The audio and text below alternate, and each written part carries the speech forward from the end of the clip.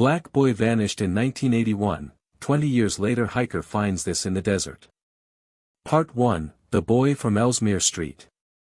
Ellesmere Street in 1981 looked like many other streets in South Phoenix, sun-baked, dusty, lined with aging bungalows and overgrown yards where children played barefoot on cracked sidewalks.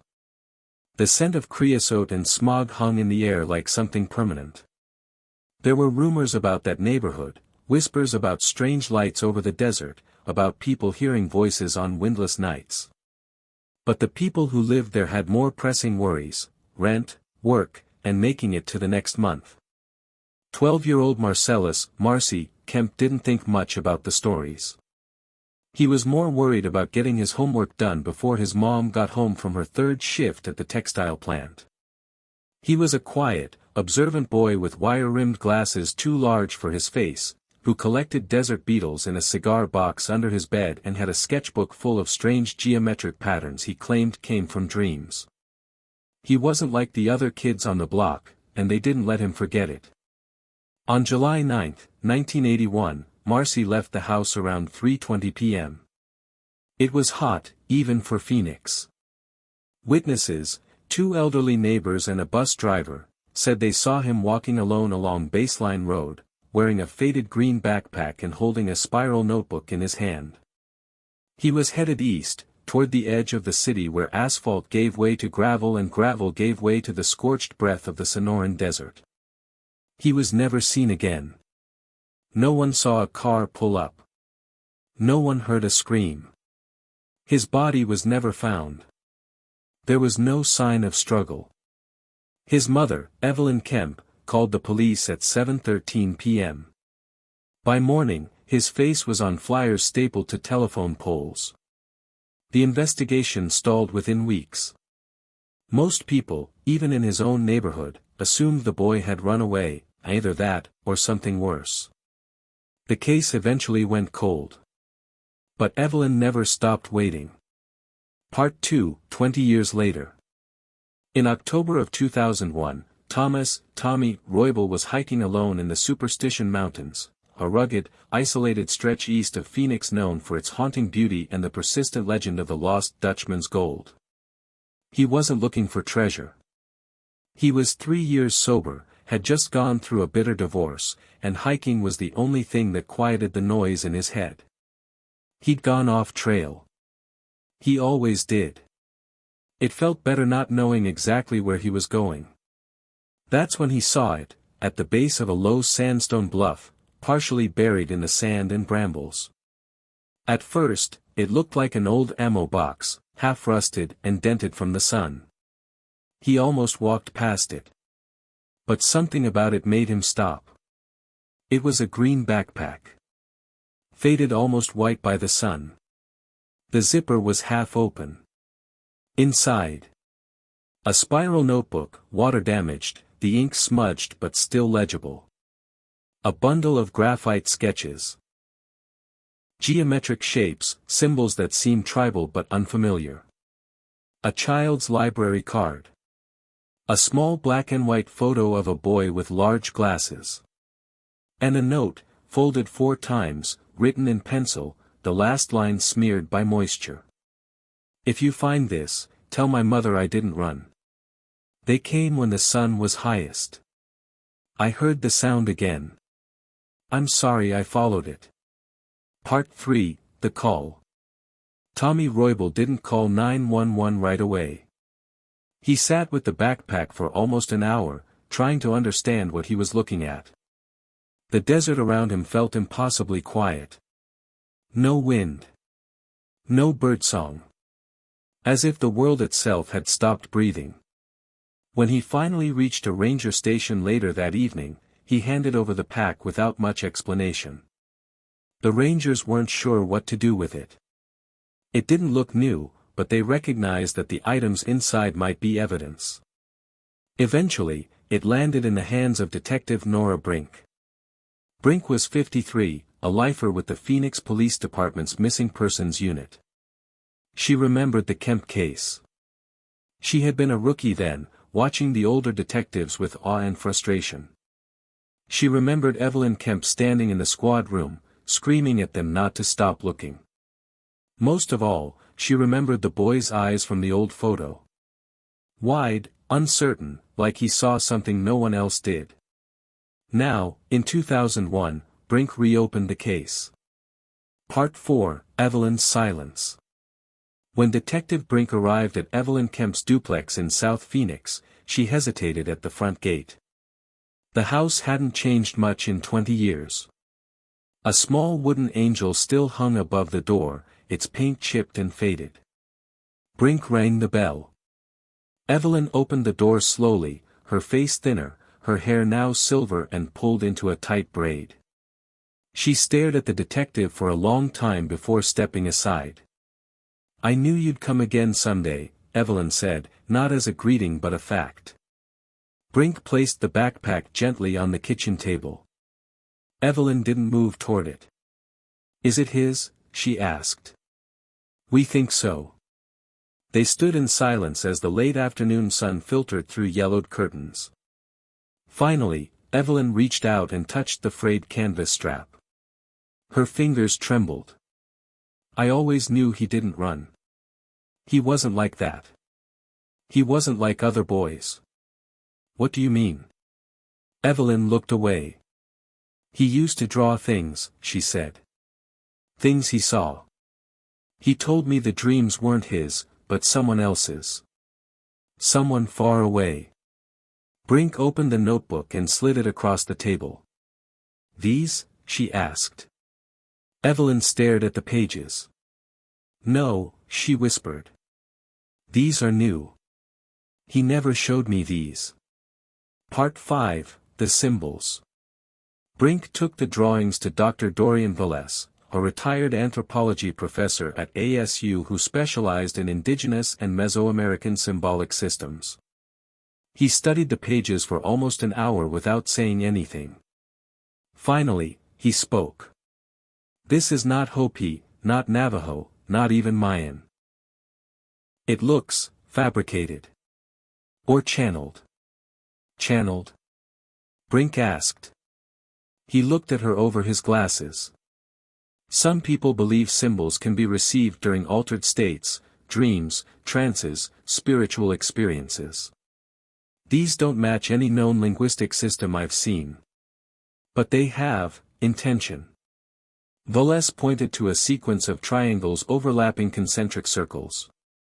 "This here," he said, "this isn't a drawing. It's a map. Or a key.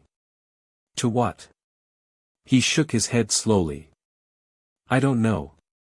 But I don't think that boy was making this up." Part 6, The Man with the Green Car. In November 1981, 2 months after Marcellus disappeared, a woman named Ada Jensen filed a report. She lived near the desert's edge and claimed she saw a man in a green car talking to a black boy near a dry arroyo around the same time Marcellus vanished. The report was dismissed. Ada was in her 60s, with a reputation for calling the police over everything from loud radios to suspicious clouds. But Detective Brink found the original report buried in a forgotten box at the station. And now, with the drawings, the note, and the backpack, the description felt different. The car, according to Ada, had no license plate. It was too green, she'd said, like TV green, glowing green. The man wore a hat with a long brim and didn't move like a person should. His arms, she said, were too stiff. They never found the car. They never interviewed Ada twice. Until now. Part 7, Ada Remembers. Ada Jensen lived alone on the far edge of Apache Junction, where the houses were scattered and the land turned red and raw. Her mobile home sat beneath a leaning saguaro, half sunken into the dry earth. The screen door squeaked when Detective Brink knocked. "Police," Brink called out. "Ada Jensen?" There was movement inside. After a pause, the door opened an inch. "I don't talk to them anymore," Ada said, one eye peeking through the crack. "They never believed me." Brink held up her badge. "I'm not here to mock you, Ada. I believe you saw something. I want to hear about the car again. The door opened fully. Inside, Ada's home smelled of lavender and cigarette smoke. The walls were plastered with newspaper clippings, most of them yellow and curling at the corners. Missing people. From the 70s, the 80s, some even from the 60s. Most of them were children. Brink felt a chill. You kept them all? She asked. They stopped printing some of them, Ada said. But I remember their names. I remember the faces. Ada pointed to a clipping from 1977, a Latino boy named Ernesto Chavez who went missing 3 blocks from a community pool. They never found him either. Brink nodded slowly. Tell me about the green car again. Ada closed her eyes. I was watering my lantanas. The boy was just standing there. He looked confused. Like he didn't know how he got there. And the car pulled up, smooth as oil. Too quiet. The man didn't get out, but the door opened. The boy didn't hesitate. He just walked to it like he was sleepwalking. Did you see the man? I saw his face, but it didn't stay still. I can't explain it. Like it wouldn't let me remember. She looked at Brink with glassy eyes. Do you think they're all connected? Brink didn't answer. Part 8, The Missing List. Back at the precinct, Brink reopened every missing child case from the greater Phoenix area between 1975 and 1985. There were 19 children on the list. Most had never been found. Only 3 had any leads, and those were dead ends. She created a map. Marked every location where each child had been last seen. After a few hours, a pattern emerged. They all vanished near the edge of something: city limits, desert boundaries, riverbeds, train yards. Liminal spaces. Brink circled a triangle connecting 3 cases: Marcellus Kemp, 1981, Ernesto Chavez, 1977, and Dene Tully, 1979. In the center of the triangle sat a stretch of desert known as Palo Verde Wash, a place known for ghost stories, strange lights, and at least one local legend involving a crying girl in the sand. She decided to go there. Part 9, Palo Verde Wash. The land looked dead at first. Brittle shrubs, rust-colored soil, long-forgotten debris scattered by wind and time. Brink drove out alone in an unmarked sedan. She parked near a rusted fence post and walked toward a dry arroyo. She didn't know what she was looking for. She only knew she couldn't stop. Then she saw them. Small piles of stones. 4 in total, each no taller than a foot. Arranged in a semicircle. And in the center, something glinted in the sunlight. She knelt. It was a pocket mirror. Cracked. On the back was a sticker with the name, Dene. The girl from 1979. Suddenly, the air felt heavy. The wind stopped. She turned around. Nothing. But for a moment, she could have sworn she heard a soft, rhythmic sound, like humming. Childlike. Echoing from somewhere beneath the ground. Part 10, The Tape. Back at HQ, one of the officers found something odd in the backpack's side pouch that had been overlooked during initial cataloging: a microcassette, wrapped in gauze. It had no label. Brink borrowed a player from the evidence room and listened. At first, static. Then, breathing. Then, the voice of a boy, uncertain, scared. They said the sand has memory. They said we have to wait. They said I would understand when the sky changes. Then silence. And then, the sound of something metallic scraping across stone. A high, unpleasant whine. Then, a whisper, not in English. And finally, 3 knocks. Measured. Deliberate. The tape ended. Brink sat still for a long time. She rewound it. Played it again. 3 knocks. Just like what Ada Jensen said she heard in her dreams for years after she saw the boy vanish. Part 11, The Girl in the Sand.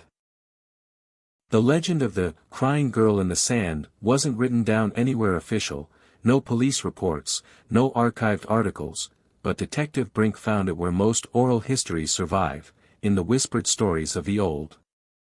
She visited the Gila Bend Reservation west of the Palo Verde Wash, where she spoke to an elder named Clara Inez, who had lived in the region her entire life. Clara's eyes were cloudy but sharp with memory. She cries for the ones who don't know they're gone, Clara said. People say she walks the desert at night, dragging her feet like she's still looking for her mother. Some say she appears just before a child disappears. Is it a ghost story? Brink asked. Clara didn't smile. It's a warning. This land has places that never forgot. It doesn't matter how many highways you pave, the old rules still apply. What rules? Don't walk alone at noon. Don't answer voices that come without footsteps. Don't stare at the sun too long in June. And never follow music in the desert. Brink scribbled the words down even though she didn't understand them yet. Has anyone ever survived an encounter with her? She asked. Clara hesitated. Not the way you mean. Part 12, The Pattern Deepens. Back at the station, Brink revisited the drawings found in Marcella's notebook. She photocopied the strange symbols and pinned them to her corkboard, next to photos of the missing children, newspaper clippings, and a map with pins and yarn lines that formed a web of terrible precision. Something gnawed at her. A shape. She called Dr. Velez again. He returned to the precinct with 3 books under his arm and a stack of notes. I did more digging, he said. The patterns Marcellus drew, they show up in trance sketches from Siberian shamans, remote tribes in Papua, and, oddly, in the marginalia of an 1891 psychiatric notebook from a French asylum. All unrelated cultures. No chance of shared language. And they all drew this? Brink pointed at the concentric triangles. Or versions of it. Always with warnings. Dreams of voices from below. Sounds that pull the spirit from the body. What do you think it means? Velez met her gaze. I think Marcellus wasn't hallucinating. I think he was trying to record something real. Something no one wanted to believe a child could experience. Part 13, Evelyn's Second Dream. A week later, Evelyn Kemp called Brink in the middle of the night. Her voice trembled. They came back, she said. The dreams. Brink rushed over. Evelyn was in her nightgown, standing barefoot on the porch, staring into the sky. I used to dream of him calling me, she said. But last night, it changed. He wasn't a boy anymore. He was older. He was watching something. Like a machine. Or a city without people. And I wasn't sure he could still see me. She turned to Brink. He said, it's almost time. Brink tried to calm her, but Evelyn only whispered. There was music. And it wasn't beautiful. It sounded like bones breaking. That night, Brink couldn't sleep. She played the tape from the backpack again. And this time, she heard something she hadn't noticed before, hidden in the static under the boy's voice. Faintly. A melody. Barely human. Part 14, The Desert at Night. Brink returned to Palo Verde Wash with a partner, Officer Jalen Rhodes, who didn't believe in ghosts or symbols but who had seen enough oddities in this case to follow her lead. They camped near the dry riverbed.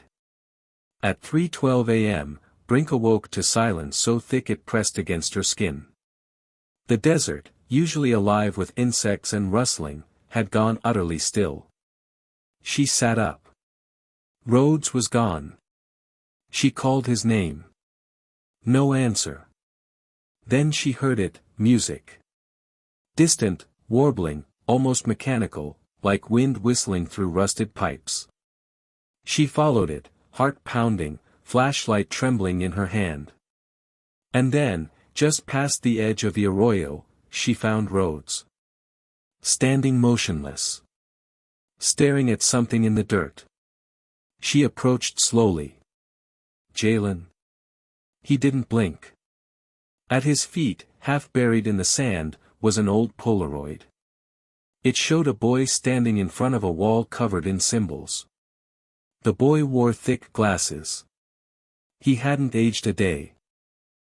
Part 15, The Photograph. Detective Brink stared at the Polaroid for nearly a minute before touching it. The image was clear despite the sand, too clear for something supposedly buried in the desert for 2 decades. The boy in the picture was Marcellus Kemp. No doubt. But it wasn't just that he hadn't aged. It was the expression on his face. Calm. Knowing. Like he'd been waiting for someone to find the photo all along. Brink turned to Rhodes. His eyes were wet, his lips slightly parted. "You okay?" she asked. He didn't answer. She touched his arm, he flinched, blinked hard, and let out a shuddering breath. "What just happened?" he whispered. "I couldn't move. I heard something." Brink pocketed the photo. They left immediately. Part 16, The Pattern Spreads. Back in Phoenix, Brink filed the Polaroid under evidence, but no one could explain it. Forensics dated the photograph, inconsistently. Some chemicals suggested the early 80s, others indicated much newer processing, possibly from the late 90s. Impossible. She expanded her search again. Now she wasn't just looking at Phoenix. She contacted precincts in Flagstaff, Las Cruces, El Paso. She requested access to unsolved juvenile disappearances with strange circumstances, music heard before vanishing, unusual symbols, sightings of men in unmarked cars. What came back chilled her. In 1981 alone, 4 other children vanished across the American Southwest under similar conditions. All boys. All around age 10. All of them described, before they disappeared, vivid dreams, voices in the desert, or lights that didn't come from above, but below. In one case, a child left behind a crayon drawing of an underground room full of mirrors. Another mentioned a green sky you can walk into. No one had connected the cases. Until now. Part 17, The Burned Shack. One of the files from New Mexico described a shack found in the desert near Truth or Consequences in 1983. Inside, symbols scorched into the floorboards, a charred children's book, and something scribbled on the wall in soot. They don't walk like U.S. Brink and Rhodes drove 6 hours to find the site. Only the foundation remained. They stood in the silence, looking over cracked stone and ash-blackened timber.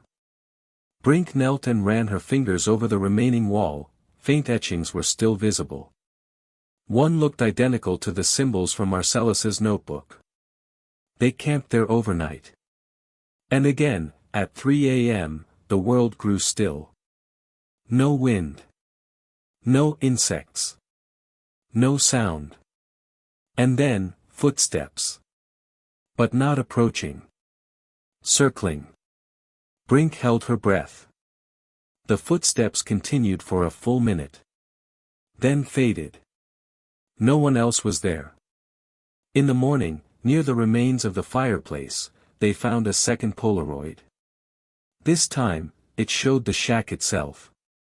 But the photograph was dated July 2001. 1 week ago. Part 18, The Reporter. Desperate for answers, Brink sought out anyone who had covered missing children's stories in the 1980s. She found local journalist Alyssa Grant, retired, living in Tucson. Alyssa agreed to meet at a diner off I-10. She was frail but sharp.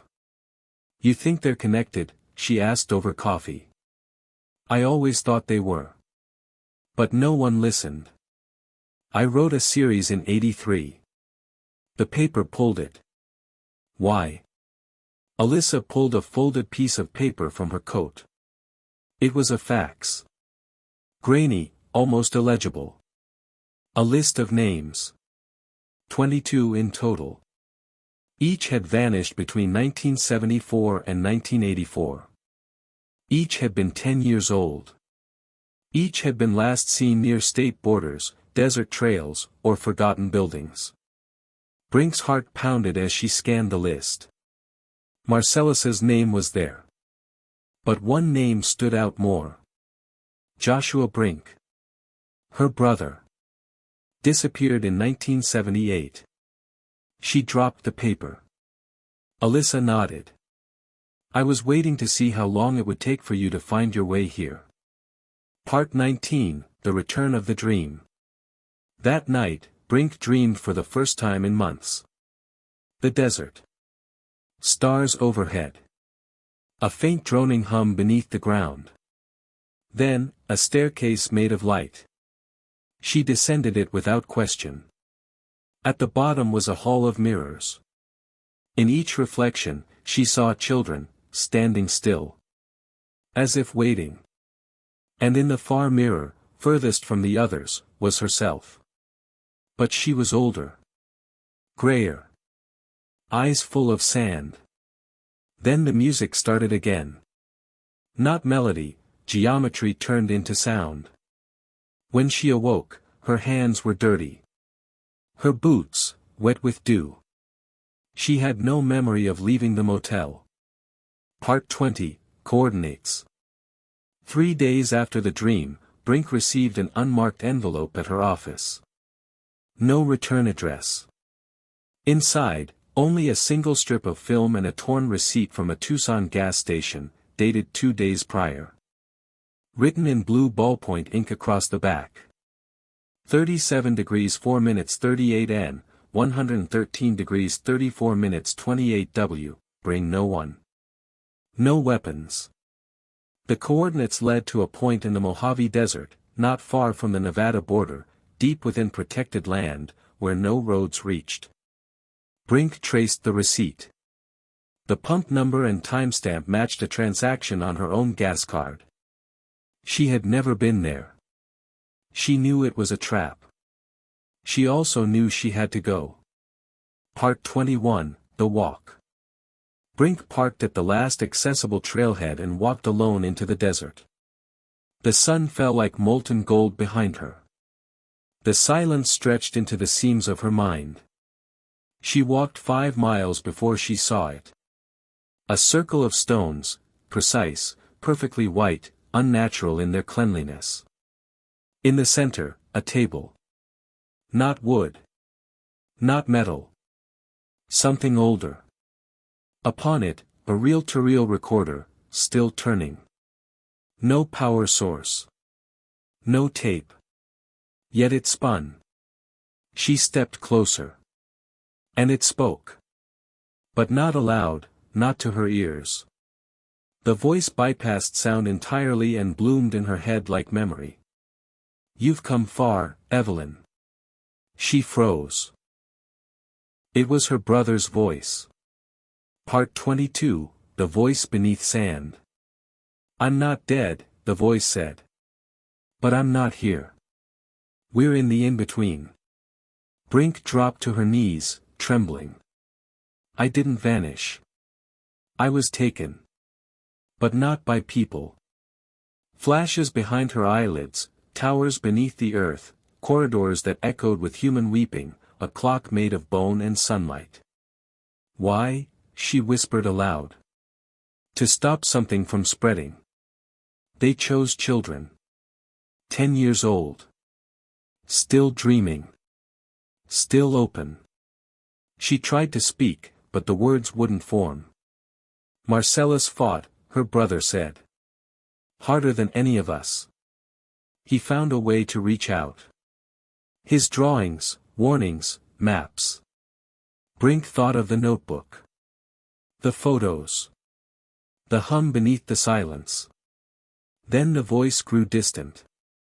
They'll come now. They know you've listened. The reel spun slower. Don't follow the music. Click. Silence. Part 23, The Circle of Dust. Brink didn't make it back to the car until dawn. Every direction looked the same. The GPS failed. The compass spun. She walked for hours in a spiral, sand in her mouth, wind howling like memory. When she finally reached the trailhead, her vehicle was gone. In its place, another photograph, pinned beneath a rock. It was her. Taken from above. Walking into the desert.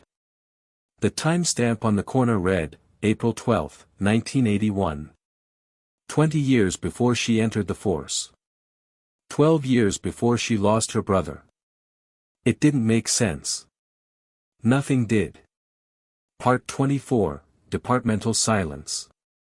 Back at the precinct, no one asked where she had been.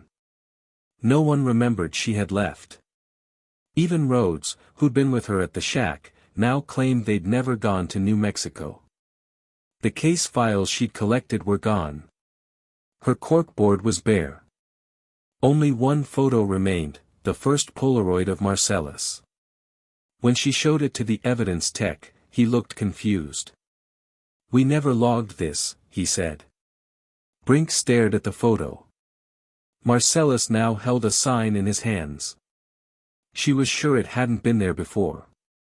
On it, 4 words. He is not alone.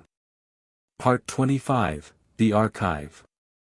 Out of options, Brink visited the local university library, the underground archive section rarely used, filled with boxed records and microfilm. She hoped to find newspaper mentions, anything uncensored. She didn't find news. She found a name. Project The Eclipse. Unmarked folder. Handwritten pages. Dates. A list of child names, all matching those from the list Alyssa had given her. Including Marcellus. Including Joshua. Including others. Beneath it, clinical notes. Subjects exhibit altered perception of time and location.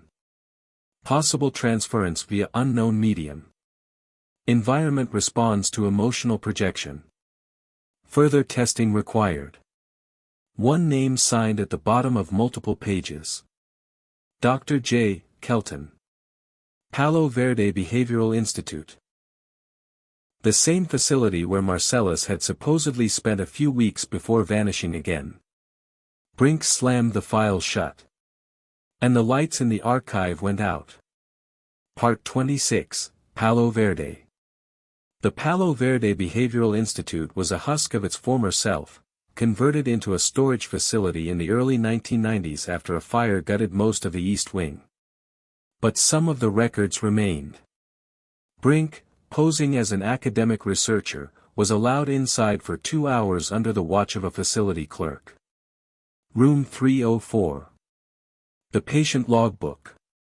She flipped through entries until her fingers stopped on one name, Marcellus J. Kemp. Date of intake, March 9, 1981. Reason for evaluation, delusional ideation, dissociative trance episodes, advanced spatial reasoning not in keeping with developmental age. Length of stay, 6 days. Discharge notes, transferred to private care under state supervision. No forwarding information.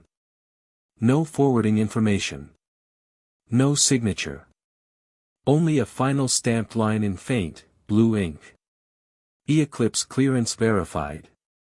J. Kelton. Part 27, The Basement Door.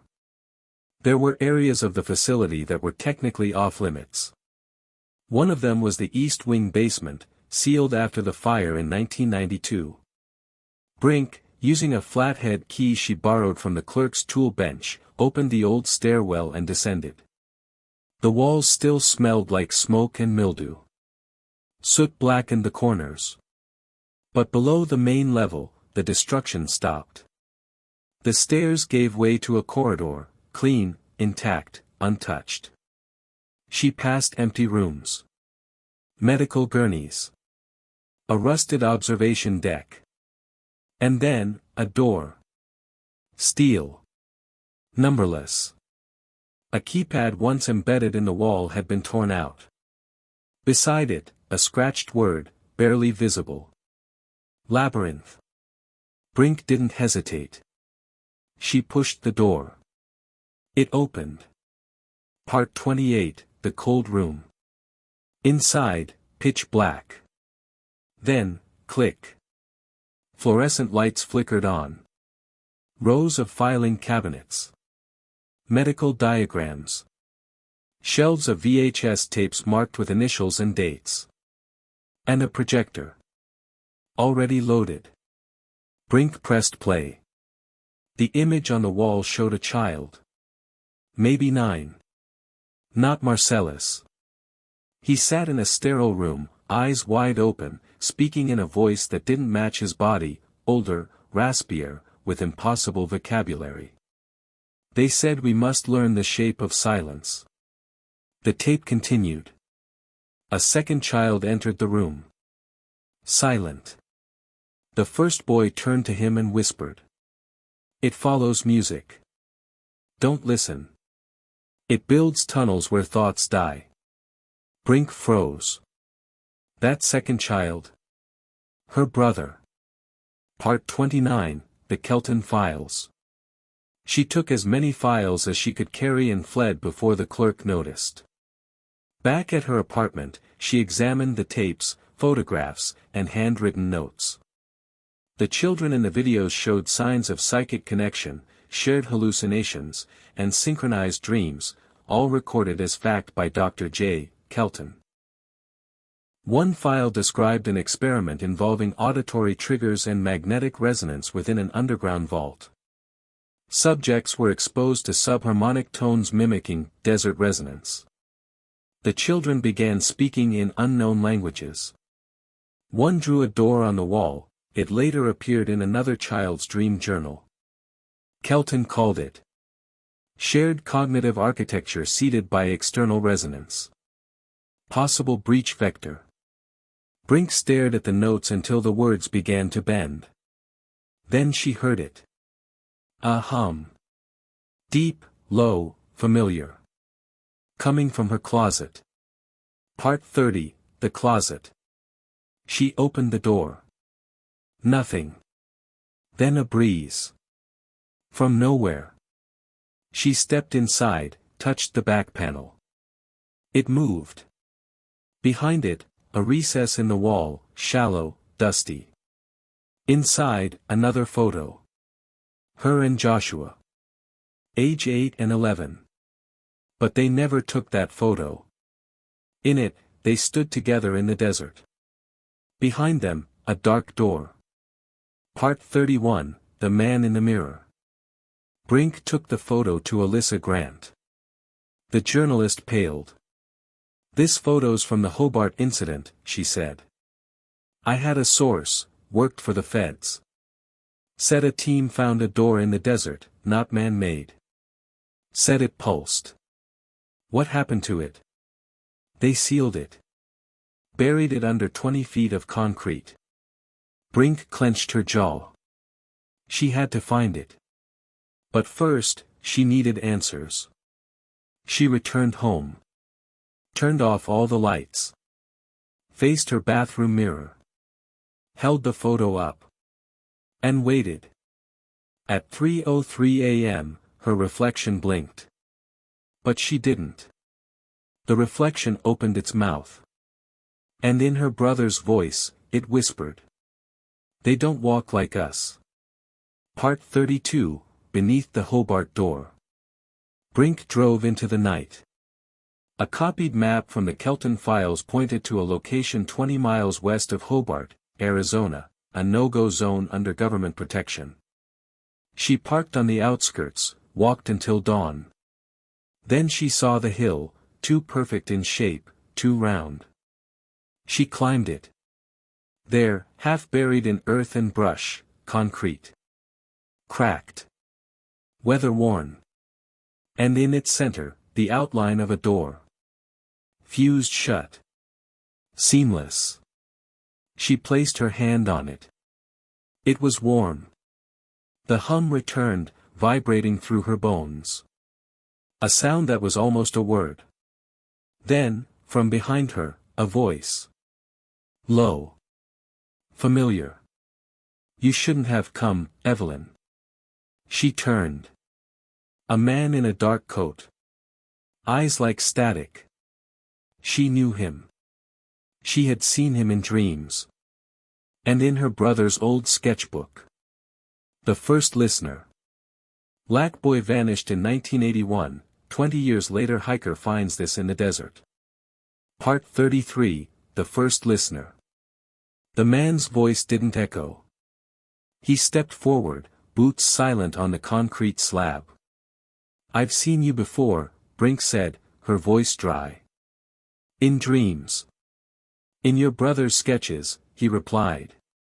He drew me better than anyone. What are you? The man tilted his head, almost amused. I'm what they sent to listen. You would call me a translator. But only when someone opens the door. He pointed at her hand, still touching the seam in the concrete. You've nearly opened it. I want my brother. You want answers, he corrected. Your brother was a conduit. He helped keep the door shut. You, Evelyn, you're the key. Part 34, The door opens.